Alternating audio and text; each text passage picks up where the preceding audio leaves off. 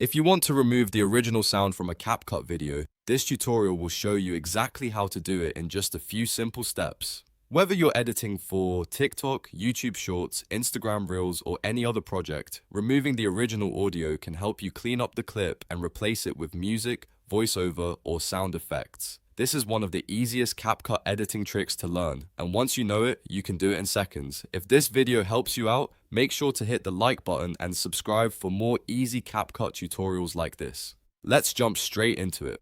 First, open your project in CapCut and make sure your video is already on the timeline. To begin removing the original sound, tap on the video clip in the timeline. This step is important because CapCut needs to know which clip you want to work on. Once the clip is selected, right-click the video and choose Extract Audio.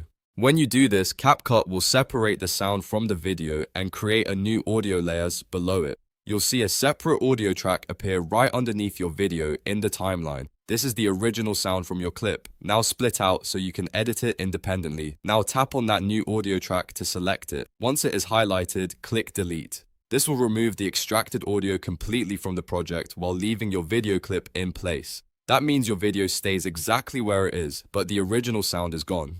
If you want, you can now add your own background music, voiceover, or any other audio you like. This is a great way to make your edit sound more professional and match the style of your content. And that's it. You've successfully removed the original sound from a CapCut video. It only takes a few clicks once you know where the extract audio and delete options are. If this tutorial helped you, don't forget to like this video, subscribe to the channel, and turn on notifications so you never miss the next CapCut editing tip. Thanks for watching, and I'll see you in the next one.